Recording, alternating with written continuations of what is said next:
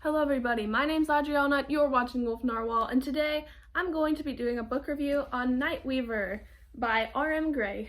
So it's been spring break, it just started this week for me, and I'm so excited. And so my mom sent me a video and was like, hey, we should read one of these books over spring break, the two of us. So I was like, oh, let's go. So she ordered both of them, but I read ahead and finished mine. But I'm so excited to see her opinions on Nightweaver. Because I set up my hammock out in the pine trees behind my house, a little bit up there. I felt magical or something, so it happened, okay? I read a lot, and I don't regret it at all, hello? But my initial thoughts on Nightweaver were that I didn't know it would be a romance book. I thought the cover art was so pretty, and I read some awesome reviews on it. And I took a pause in Leopard Star's honor to read it, because spring break, pretty cool. Also, I read it in 3 days, so it's more like 2.5 because I was really busy. And I'm still gonna be really busy this spring break. I have lots going on, but I'm so glad I got a book in. Hello! But alright, so part 1 of Nightweaver, Mercy. So right from the start, I was so happy to find out that the independent diva of a main character would take no crap from anybody. And I love her personality, because a lot of main characters have romantasy or whatever, which I didn't realize that this book was until it came. But you know what? Whatever. Not a weird one though. But so a lot of those main characters are just like little meek, oh, I have to depend on people for things. But no, she doesn't take crap. I love it. She's an independent diva. And it's pretty evident because her mom is literally the captain of her ship. When her siblings were born, when she was born, her dad was like, mother, you're gonna cook as the captain, and I'll make food. I also like that the book isn't really a stranger of dark things happening in it, whether that be violence or emotional turmoil, because that's just what makes a book really hit hard. And there's definitely overdoing it, and I've read overdoing it. But even Lord of the Flies has its perks. One of my favorite books of all time, by the way. Also, I would like to point out, though a lot of the time I don't actually appreciate love interest characters because they're usually there for just to be there in some cases. But the love interest, if you haven't read it, you'll figure out who the other one is later. But they actually are not written that bad. And they have a good purpose in the book. And so I can ignore the ooh, lovey-dovey crap and lock in, because they actually have some good writing and they have some good, had to say bye to my dad. All right, back to the review. I also think the fact that the main character's sister at first was a surgeon is like, dang, that's awesome. Also, this book puts the art in language arts. The way things were described were so vivid. How you feel, or maybe this is just me, when you see a clear thing or just a sparkly thing, the things in life that make you feel like, ooh, that's so pretty. No, when I read this book, I felt that. It's also a double-edged sword because some of the gory things were also explained in detail. But that's okay, it's okay, as long as it's not freaky. I also think the social unawares and the rising suspense were very balanced.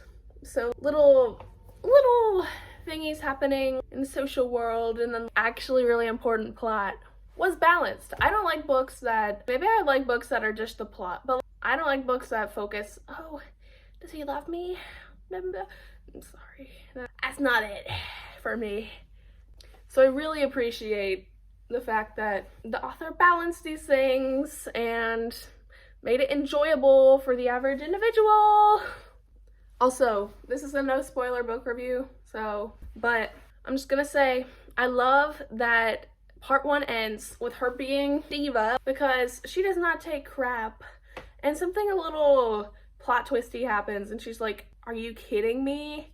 Instead of being like, oh, I'm so sad, I can't go on. No, she's like, I'm going on, and I'm going to go on myself, because that is an independent diva. Let's go! Part 2, Reckoning. Let's get to it. I love how the second part starts out with her learning some new skills. Absolutely cooking, kind of literally, but also figuratively, because she has some horse riding adventures. The main character, Aster, has some super good character development in this era of the book. And some really powerful plot secrets were revealed within this section of the book as well, which I find very enticing. It was a very good read in that part of the book. Because usually mid-book, it's kind of boring sometimes. But no, Nightweaver actually kept its flair the whole time, which is really nice and obviously shows this is a captivating and quality book. There were also some really tense and emotionally involved situations in this part of the book. And the writing of those scenes was really expertly done, so good job. I'm getting this hair out of my face. No bad thoughts about the second part of the book. Very good developments made. Part 3, Judgment. So this part of the book was definitely part of the climax of the book. Really good climax. So many turns, hello? Without giving spoilers, it'll be kind of hard to talk about this part of the book, but I can, hello? So in this part of the book, things obviously very much picked up, and the descriptions were really good, hello? But I need to stop saying hello. Some very cool characters were introduced, and there were so many turns in this part of the book.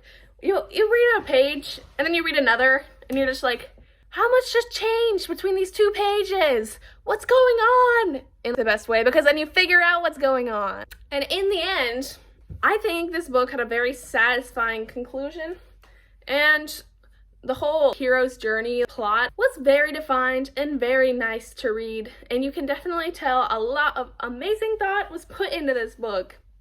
It was great, no regrets reading it, hello? I just wish there was more of a fan base, art-wise, for this book, but I can carry, yo, I can carry!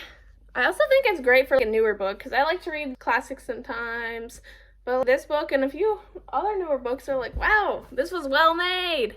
I think the characters were very well written. I also like how the action outweighed the romance a little bit, at least in my opinion. At least matched the romance, because that's kind of nice. Hello? I love action, that's good. I would recommend this book to any fantasy or action fan who has a taste for mystery and adventure. Thanks for watching my review. Go read Nightweaver. See you in my next video if I decide to make a next video. Bye!